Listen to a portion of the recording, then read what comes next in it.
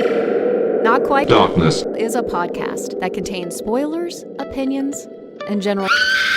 Listener discretion is advised.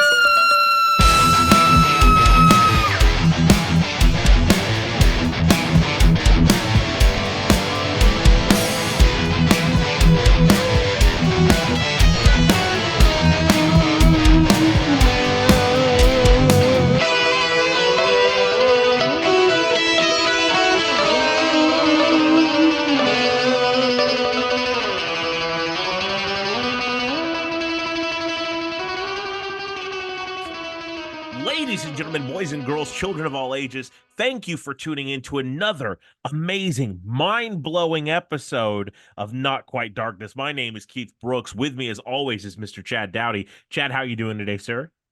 I'm doing good, Keith. You know, usually I dress up for these things, but everybody looks like a normal person in this movie. So Do they look like normal? so I'm dressed like a normal person. You could have had a Band-Aid over the middle of your head with like an eyeball drawn. Oh man, that's what I should have done. Freaking eyeball. Yeah, I didn't even think about that. That's a what I good should have one. done. So the only thing I have now is like a splitting headache from, Yeah.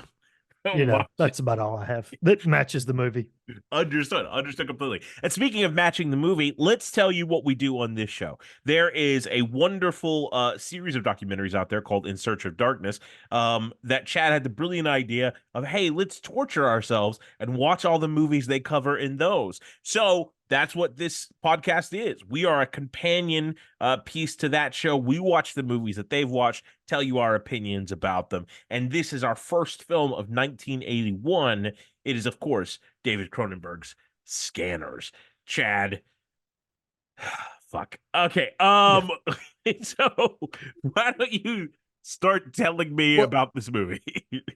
Before I do want to say, so we basically took the month of November off, and the reason is it's me, because I watched 63 horror movies in October, and I just really couldn't watch any horror movies in November. There was very little, like Thanksgiving maybe, but I certainly wasn't going to add anything extra to my plate. So we're back now. It's December, and we're here for David Cronenberg's Scanners. Yeah. So I have a lot of thoughts about this movie.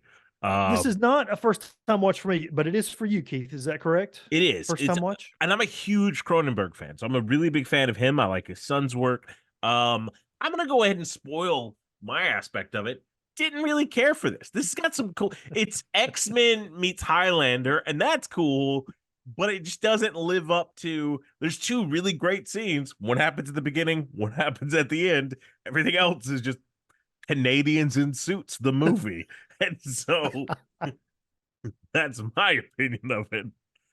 So you're a big fan of Cronenberg. If this would have been your first Cronenberg movie, you might not have continued the journey. Yeah, I just like, every now and then where you watch a director's work and you're like, oh, somebody was holding his hands too tightly. I feel that that's what this is. Like, I can sort of recognize this is probably his launching point.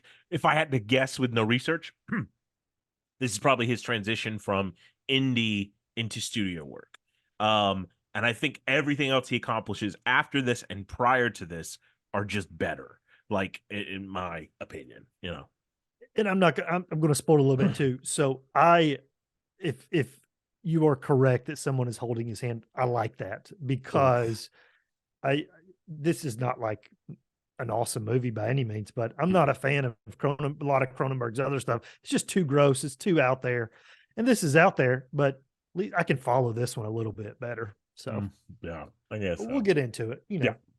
So again, like he said, we really just break down the movie. We just talk about it, and Keith is going to hate it. That's how we're going to go.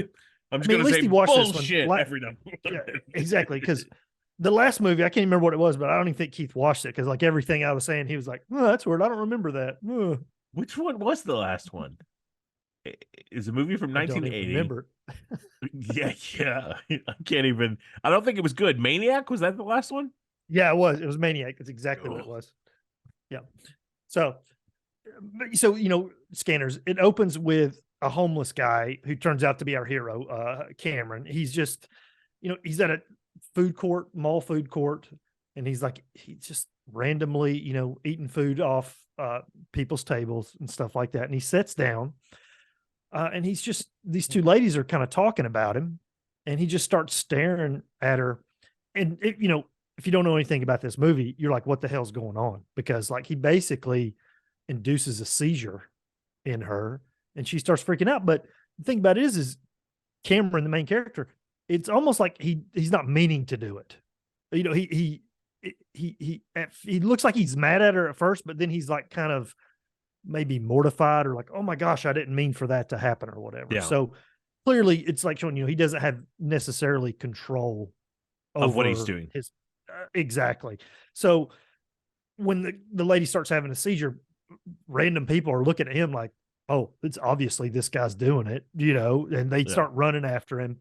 And they catch him and they shoot him with a trank gun, which I'm going to say, you don't really see that nowadays in movies. And you see it a lot in this movie. And I think that's Yeah. why you don't see it nowadays, is because Like- every 5 seconds, somebody gets shot with a trank gun. Yeah, Like, you just don't see that anymore. Yeah. So he's caught, he wakes up, and we have Patrick McGowan from The Prisoner TV show. mhm. He basically tells him, hey, this is the deal, dude.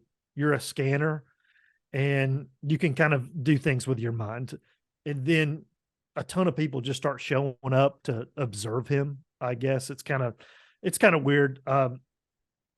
So we still kind of don't know exactly what's going on, but it I don't cuts to, I Go don't ahead. even think he tells him that he's a scanner. I think he's just like, you're awake now. Good. Here comes a parade of people all thinking dirty things about you. Like, I'm a So fucked then we up cut to- Professor X. Yes. yeah, exactly. He totally is. That's in my notes. Professor X. I have it for him sometimes for sure. Yeah. So we cut to like a lecture hall, and this is what you're referring to as, you know, one of the cool scenes, I would guess. Mhm. Because again, it's admittedly iconic in horror history, you know, as far as that goes. But they're at a lecture hall, and a dude is up, you know, in front of everybody, and he's like, hey, I want to scan you, you know, does anybody volunteer? And Michael Ironside, I love him. I love Michael Ironside from V, from Total Recall. He's like, yeah, I'll volunteer. And he goes up on stage, and the two of them just sit there. And basically the scanning starts with whatever, you know, that means, but they're just like kind of sitting there like something's going on in their brain. And it's almost like, you know, again, I'm going to talk about X-Men several times. It's almost like they're fighting on the astral plane. Yeah. But we just don't see that. We don't see the fight other than we just see the weird facial images. So Which it's I not think quite is as one of the exciting. problems of Yes. the film. Is that You know, like an X-Men that, you know, he's fighting somebody in the astral plane. They're wearing like armor and shit's going all crazy or whatever. And it's all happening in the mind. It looks dope as fuck, you Yeah. know, in the X-Men stuff. But this, here it just so- looks like they're trying to shit something really big. That's what it looks like every time. yeah, happens. it really does. I feel like that's the direction they're given. Yeah. You know, like you're trying to shit, but you can't get it out. And it's Yeah. like, so if they are fighting, maybe Ironside is winning. You know, it seems like I but- would say he definitely wins. I'd say he wins, but you know, and then you have like I said, one of the most iconic shots in movie history. The other guy, his head just explodes. Yeah, Looks absolutely. awesome. Yeah. And again, if you've never seen this movie, or if it's your first time and you're unaware of this, it's very shocking. Yeah. Quite frankly. 100%. No, this like I said, this is not my first time watching it, but it's not like I watched it when it first came. So I'd already seen that head exploding scene many times before I actually saw it in the movie, but it's still like very shocking. Yeah. It's shocking, So- like how, because I didn't, again, like I've only seen that scene, but I've never seen, well, I've only seen the image of the head exploding. So I've never seen what the setup is. And to me, I still didn't know going into it that Ironside was a scanner. So even in that moment, I have no idea what's going on. And it's like, you just picked the wrong dude, like homie, like in the worst scenario ever. Because one guy's just sitting there like, oh, my head kind of hurts, and the other guy's head fucking explodes like in a Gallagher show, and it's just insane. It's so violent, like it's just It is like a Gallagher show. Certainly, some of those people in the front row got brain matter and blood on them. Like Yeah. certainly, and so now it's like Michael Ironside's like, I gotta get the fuck out of here. So he like takes off. People are chasing him, trying to get him, and they catch him. And instead of shooting him with a tranq gun, they're just gonna drug him, with a syringe. But he makes the doctor drug himself. And so Michael Ironside is fine. They take Ironside away, and he just like starts taking over people and just making them kill themselves. It's kind of cool. Yeah. It could be cooler. Think of, again, I'm going to keep going back to this. Think It's of Magneto. X-Men, the original X-Men, when Professor X had all the, had the people put the, the gun, and Magneto's pulling the trigger and all. Like, it's awesome how they do stuff like this. And again, this is a lot earlier than that X-Men movie, but it could be so much cooler. But again, he's definitely got some powers. He's powerful because he's just can literally make people kill themselves and kill each other. So, he's a badass basically, and again, it's Michael Ironside, so it's awesome. So then we cut to some stupid boardroom where the government or somebody wants to mothball the scanners program because of this huge cluster that just happened where I guess one of the scanners just got his head blown off. It's kind of a big deal. And I love how Professor X looks in the middle of this meeting, because it's the way everybody else wants to be in a meeting, where he's just like, Jesus fucking Christ. That's not even, he's like that halfway through the movie. Like when he's in other places and he's sitting, he is just relaxed, laying down almost in virtually every scene he's sitting in. He really is. Like, it is awesome. He does not want to hear anything about what they're saying. He does not care. And he, convinces them to keep the program open because he's like, hey, I just found this new guy, Cameron. So let's keep it going. I do like, though, the logic that he sort of throws back at Weird Cop, because the Weird Cop's like, it's just of no benefit to us. And he's like, oh, okay, because our program, we lost a bunch of our good people. And who killed our good people? Oh, one of the people that we're studying? Oh, so he might be beneficial to us. And it's literally like wait a fucking minute, what did you just say thing? And I love that logic of it. That's great. Maybe I like this movie more than I thought. No, I don't. Go ahead. Exactly. That's funny.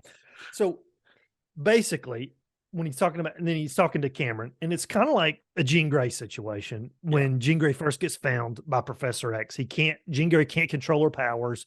She's got all these minds, in her head and all this. And he is there to kind of help Cameron harness his powers for good, or at least to fight Michael Ironside.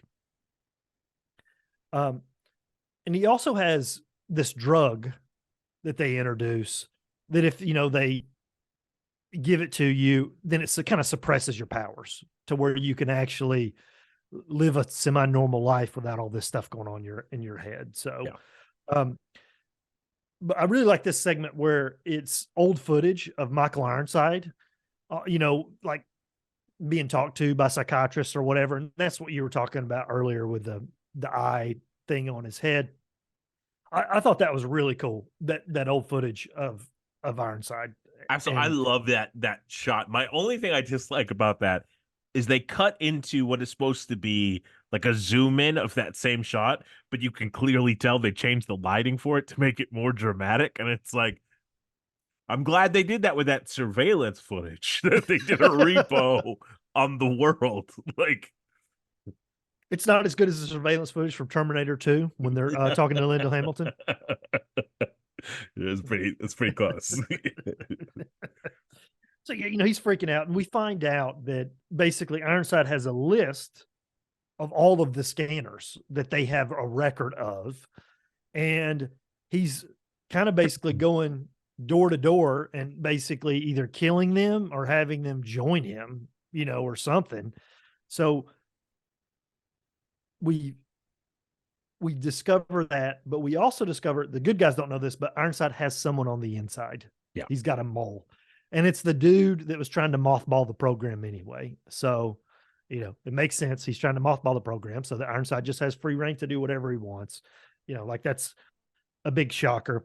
But so now, because we know what the bad guy wants, we start training Cameron. And even though they don't really go back to this, I feel like we could do a little bit more with the training. It's kind of like we train him for one scene for like 30 seconds to a minute, and we never go back to it again. It's like, good job. Now go off into the world and save the day.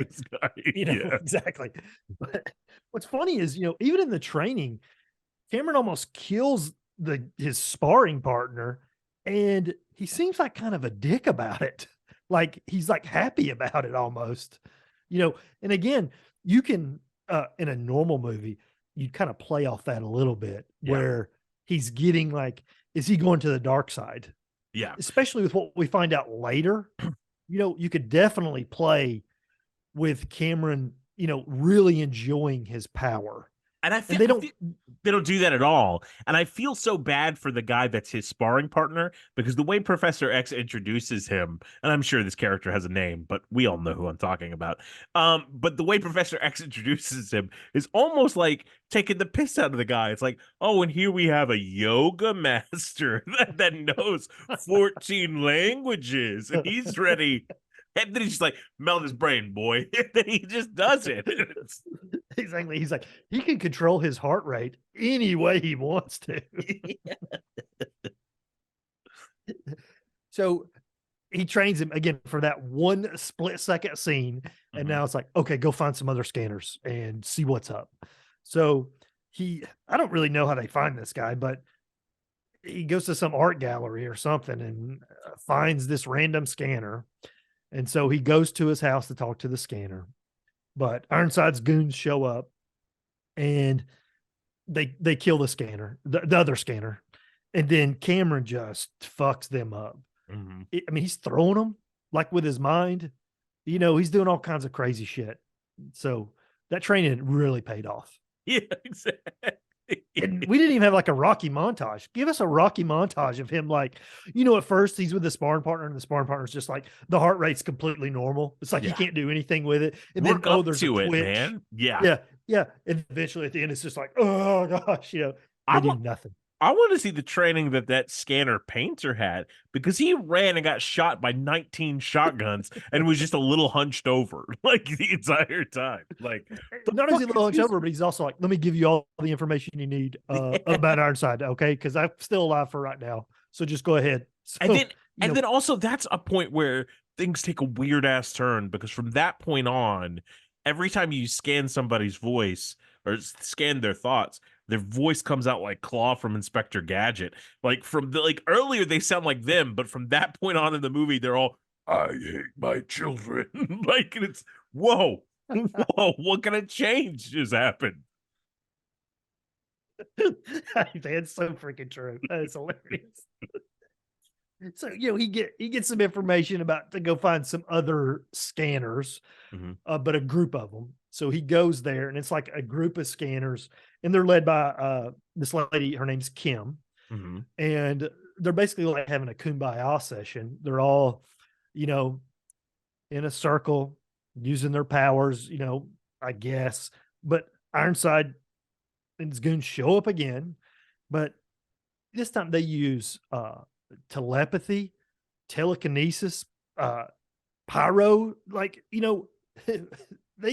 it's whatever they want to use to fit the plot. Yeah. And again, that's like the X-Men. They can do whatever.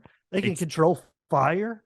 They can move stuff. They can get in your mind, make you do things you want to do. It's literally, I think Cronenberg was reading an issue of the Brotherhood of Mutants when he was writing this scene. He's like, fuck yeah, I'm going to have one mentally start a fire. One's mentally going to become a fat guy, I guess. And it's like, he's just going through that.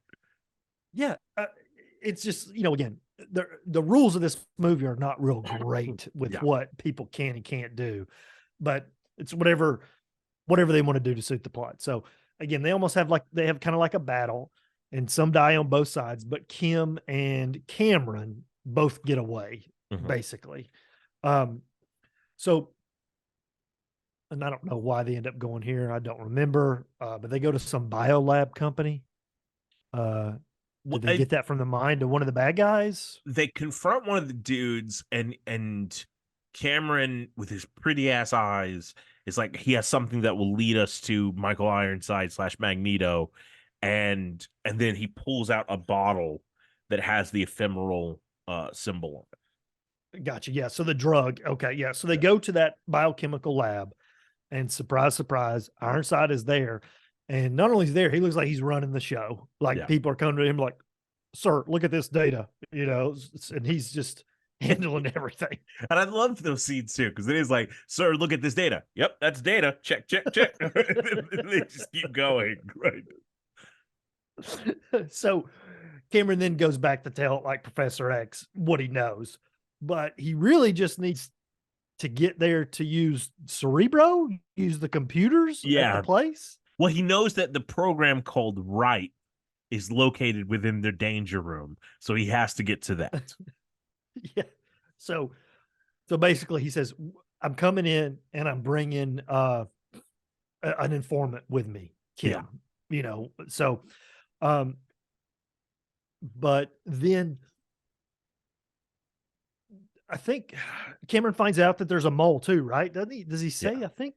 Well, he finds out there's a mole. I think he knows, and then Kim gets stopped by Keller Williams or whatever his name is, and he is creepy because the first thing he says is, "Man, you're pretty," and then he pulls a gun on her, and then like, yeah, so he pulls a gun on her, but she uses her powers to get away because this was all planned. In the fact that she didn't really get the drugs, like Professor X didn't really give her the drug to suppress her power. Yeah. So she's able to get away from him.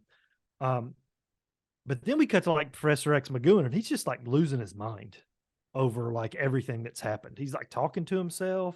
Well, he's talking to, I guess, Boy Jean Grey, and they're having a conversation, and then Boy Jean Grey tells him that we have to go get the computer program, but then he feels that Kim is in trouble, so he's like, "I'm gonna go after her," and then he's like, "No, the computer's more important," and then he's like, "No, it's fucking not," and he leaves, and that's when Professor X starts losing his brain and just starts crazy talking. Yeah, and he's just crazy talking in a room, and then the mole comes in and just shoots him. Yeah. So Professor X, done. He's gone. But Kim and Cameron, they can't actually get to the computer because he went to save Kim, but they do get away, but they can't get onto the computer. So the 80s, man, I'm telling you, they access the computer from a payphone. Because Professor X suggests to him that you have whatever he says is wrong because it's a misunderstanding of computers. It's like, you have a respiratory system and so do computers because that's how computers work. And so whatever it is, he says something wrong. So that's what puts the idea in his brain. So they go to the nearest town over with the faulty gas station and then they place a phone call. Yeah. So again, now he's getting the data that he wants from this payphone using his mind. Yep. And the people at the lab or at the actual computer, like, somebody's in the system. Oh shit. And so their plan is, well, let's just destroy the data, delete the data. That'll kill him. That's what Keller Williams wants to do. Definitely. Yes. He's like, shut it all down. But I think that's a good moment too, because he doesn't give a fuck about that data because he's already working for Ironside. And I'm not, complaining about the idea to destroy the data. The idea that when we destroy the data, it's going to kill Cameron. Yeah. Because he is linked to the data. That's something you should have like set up in the beginning. Like the idea of the connection is so strong that if you damage one, you damage the other. Like I can sort of get the idea of that where Ironside's like when he blows up the dude's head, you see like a vein pop a little bit. If you would have shown more damage, that would have been a good way to set that up. But there's a lot of, oh, you could have set this up better throughout this entire film. So definitely. So they do delete the data. Surprise, it doesn't kill Cameron, but it blows up the gas station that they're at because it's going through the phone line, and so it melts the phone, and then everything blows up. That one homeboy that's just like sitting there typing is like, I told you nothing bad would happen, son. And then he gets knocked through a fucking wall. That's the most Looney Tunes like stuff ever. It's definitely like Star Trek when they do the thing where they get blown away from the computer port because something's happened on deck C or something like that. You know what I mean? It's crazy. But so again, huge explosion. The gas station blows up because, again, that's how computers work in the 80s. It's like they didn't understand it. They clearly didn't understand computers in the 80s. Well, you got to plug in your floppy disk to your respiratory system, and then you'll see. Oh my gosh. So again, they get away from the exploding gas station and they go see a doctor that is, I don't really know. I guess they pulled it from the data from the computer. Yeah. That Dr. this doctor's Frayne, a part of the whole deal. Mm-hmm. Dr. what? Frayne, but he was the one prescribing the medicine out to people. Yeah. So yeah, he's prescribing the drug. Yeah. That Ironside's company makes. And I love this scene. I love this idea. Me too. Where the girl Kim is in the waiting room because only, I guess, Cameron can go see the doctor. But while she's in the waiting room, there's a pregnant lady there. And then Kim starts getting a headache and everything because she's being scanned. And when they leave, she says, I was scanned, but not by the mom. I was scanned by the baby in her belly. I thought that was a great idea. Yeah. It was really cool.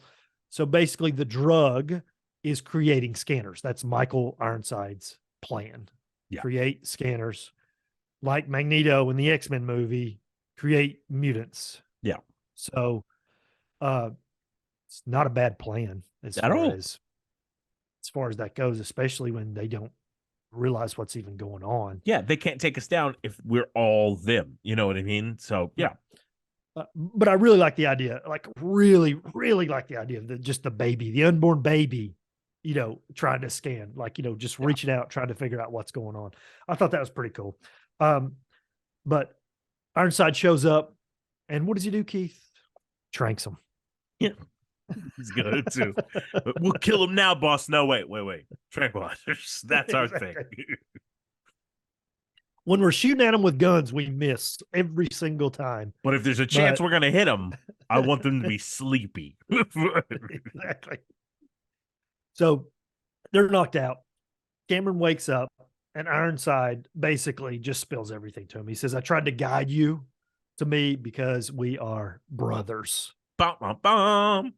Exactly. And not only are we brothers, but Professor X is our father. Was our father, technically. That's true. Yeah. And so basically he was doing tests himself with this drug and created the first scanners, if you will, and then just became a thing after that. But Ironside is basically the first scanner. Yeah, and you find out that Professor X used to own the company that makes this medication and sold it to LexCorp or whatever they're called. I guess in this analogy, it would be the Essex Foundation. Sold it to that's a good one. Sold to them in the 40s, and now Michael Ironside has somehow taken it over. And somehow, I guess, is explained by the fact he's his kid, but that's also not how businesses work unless you're a Trump organization. So, like, I don't necessarily understand some of that. That's just where part of the plot falls apart for me. He's opposed to Professor X, but he's in charge of Professor X's company. What? Okay, go ahead. Yeah, as far as that piece goes, I thought they said something like maybe Professor X just either sold the company or he just wanted no part of it after. Yeah, maybe the government took it over. I don't really remember that. I feel like they tried to explain it, but maybe not so much. But this is the part I was referring to when your brother is basically saying, hey, we're brothers. Let's team up. If you would have had Cameron being more leaning to the dark side in certain areas, then you have some more tension here. Yeah. With this, where he going to join his brother? But no, they just fight. And when I say they fight, they stand and stare. Yeah. At each other. Very intensely staring, though. It might be some of the most intense staring I've ever seen in Absolutely. movie history. Yeah. So, uh, and then, so again, they're fighting, brain fight, if you will. There's a lot of strained looks, a lot. There's bulges on faces. There's, blood pouring out of orifices. It's Yeah. gross. This is the Cronenberg aspect of it. Yeah, I really feel like how gross before it is. this, like Cronenberg was asleep, and then someone was like, "All right, let's get the fight scene." He's like, "What fight? Okay, here we go." Then he just went to town, Exactly. He's like, I just did the head exploding thing. Let's do the fight at the end, and then Yeah, give me a check. So then, so they're fighting. And then our hero Cameron catches on fire, and his eyes pop out. Yeah, I mean, looks cool for the time. looks great. Yeah, After his eyes cut, we black after that. Then Kim wakes up, and she walks into the room where the fight took place, and she sees a charred to death Cameron. which looks great. And Looks phenomenal. The corpse yeah, does. look, it does absolutely. But then Ironside appears, and he speaks in Cameron's voice, and he's like, "It's me. We've won." The With end. Cameron's eyes. Yeah, Yeah, that's and it. The end. yeah, yep, that's it. And I think there's like a lot of cool ideas here, but I feel like it's one of those things where the ideas were happening as they were progressing in the script. They were adding more lore to it, but they didn't go back to make sure all of that lore made sense and plug it in throughout the movie like you do when you, I don't know, write a movie. So and it just suffers from that, right? You don't like plant some of these seeds, but I see like the Cronenberg aspects in the baby reaching out, in trying to connect the technology, in the swapping of the minds, like all of that's there, but it's just not well telegraphed at all through the movie. And because of that, it feels less interesting to me, at least. Yeah. So, the first time I watched this, I gave it like 2.5 out of 5. I actually enjoyed it better this time. I bumped it up to a 3. Not that it's, a classic or anything like that, but I think maybe I just kind of knew what was going on this time. Yeah. So I was able to just kind of like sit back and enjoy, the story and where we were going, because I kind of knew where we were going. I knew that they were related. I knew that what Ironside's plan was. I kind of know to a degree how it all worked. Yeah. So it was less about me like trying to play catch up. Like, what the fuck is going on? Like, why are they chasing him? Why is he doing that? So I was able to enjoy it a little bit better on a second watch. So this time it's a 3 out of 5 out of Letterboxd for me. For me, it's a 2.5. I think, other than some of the writing problems, I think film wise, it was made great. I think there's some moments that, just from a cinematic standpoint, kind of remind me of The Shining and the way that's put together, as far as like the weird fade moments that he has going in and out, like those, and the use of color in those moments feels like he was watching Kubrick at the time, but who wasn't?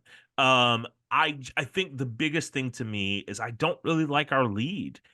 Because to me, he's just not giving me enough. Michael Ironside's incredible. Professor X is a dick. I like the evil cop. I like Kim. I just feel our protagonist is a blank slate, but not in the good ways. He just doesn't do anything or deliver anything in a captivating fashion. I never believe anything he's doing. It's like he's walking through the scene. You know what I mean? Yeah. And again, we talked about earlier, if you'd have given him some more stuff, like give him some dark side, like give him, something. But Yeah. it definitely seems like he's just going through the motions. Yeah. You get captured. Professor X said, go find these people. He finds these people. Now you got to do this. Now you got to go fight your brother. And that's what he does, because that's what's next. Yeah, absolutely. So say you were remaking it. Who were you remaking it with? So I really like the idea of this, Yeah. and I like the reveal of how everything is created. I would definitely tighten up the rules more with what they can and can't do. I would make it just telepathy, with the potential to, maybe some mind control there with that, which goes along with telepathy. But they don't have telekinesis. There's no pyromaniac stuff going on. There's none of that crazy stuff going on. So I tighten it up. but I feel like this could potentially be a show instead of a movie because it's almost like a procedural of the week. Let's find the next scanner, Absolutely. and that's what they're doing every week. They're trying to find another scanner to either join the team or they have to fight, or maybe hey, there's been a robbery in Paris, and we have to investigate because it seems like the tellers are mind controlled. Yeah. Stuff like that. That's what I would do. So because I would go the show route, you're not going to get these people, obviously, but obviously I'm going with big time actors. Oh, clearly, yeah. So basically, I would have Ironside character would be Tom Hardy.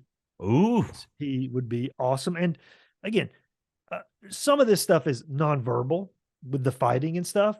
I mean, Mad Max, he was nonverbal the entire time or Yeah. whatever, and he's still awesome. So I go with Tom Hardy, and I'd like to see Cameron played by Robert Pattinson. I think he could probably nail this. absolutely, yeah. And then the two of them as brothers, with Pattinson be his younger brother. I'd be all for something like that. Yeah. Kim would be Amanda Seyfried. Great. I'm a big fan of hers. And then, so I'd go two ways with Professor X. My logical choice would be Jeffrey Wright. That's who I would go with. That's great. Because he's awesome. Yeah. And, but if you want a stunt cast, I'd make it Michael Ironside. Just have him. So appear a little good. bit. Oh God, that would be so good. That's Yeah. great. I mean, there's a sequel to this that I'm very interested in seeing because I do think there's a rich world created here, but I just want to see it like fleshed out a little bit more conscientiously. So I wanted to do a series originally, but I think like a 3-hour movie that sort of make sure everything is logical, make sure we set up everything just a little bit more tightly written, and with a little bit more intrigue built into it in the way it's shot. So my cast would be for our main character, I want Dev Patel. Nice. For my Professor X, I want Courtney B. Vance. Okay. For Kim, I want Allison Williams. For my cop, the Keller Williams character, I want Cillian Murphy. And then for my Michael Ironside character, I want Michael Shannon. And so when we get, that's good. yeah, and so that way when we get to the end, that brothers thing is more X-Men. It's like we are the new generation, we're the new species. Be my brother. You're stronger than the rest of them. Join me, right? So it's not. And then that way you could play on that idea of Patel's character being taken advantage of by Courtney Vance, but then also turning into the dark side and enjoying it. And does all power do this to everyone? That sort of idea, and play with some of that, room there. And then in my stunt casting would be the doctor they go see. That's Cronenberg. Put him in that role. Oh, nice. Yeah. As like the father. You know what I mean? I mean, he's not the father, but he's creating more and more. scanners. Absolutely. So yeah, that's pretty cool. Yeah. I dig that. Yeah. So yeah, this is a fucking piece of shit movie. That he gave 2.5 stars to, by the way. 2.5 stars. Just barely below like passable. I think it's like there's some good stuff to it. I think Cronenberg is a great filmmaker all around. I just don't think it's I think it aged poorly, probably, yeah, I can see that for sure. Yeah, computers' respiratory systems are much more advanced now than they were back then. So yeah, but that's what we're dealing with. What are we watching next time? So for longtime listeners of the show, will remember that we had the creator of In Search of Darkness, David Weiner, on the show. Mm-hmm. And Keith asked him specifically, what's your favorite horror movie? And the next one is what he answered as his favorite horror movie, which is 1980's An American Werewolf in London. Oh, shit. So we're going back to 1980 for one? 1981. I'm sorry. 1981's. We're done with 80 for a while. Cool, yeah. 1981's American Werewolf in London. That's the next one. Honestly, such a great watch. I cannot wait to see it again. I love that movie. I love seeing the influence that movie's had on other films. Like even, I know I get shit on a lot, but if you go back and you watch Tom Cruise's The Mummy, it's so much An American Werewolf in London, like incorporated into that story. It's just intriguing to see that. Anyway, yeah, what a weird tangent I took us on.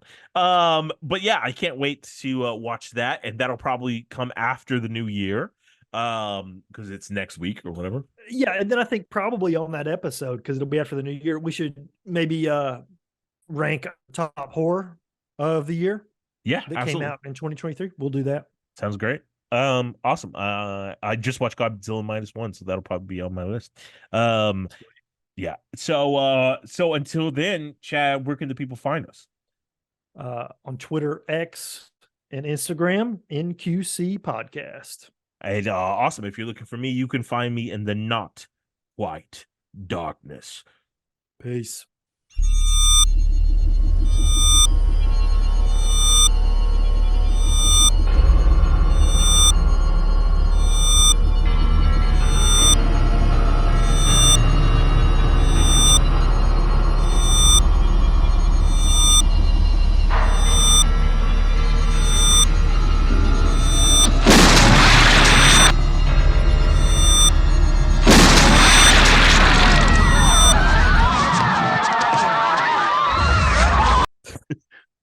Michael Caine.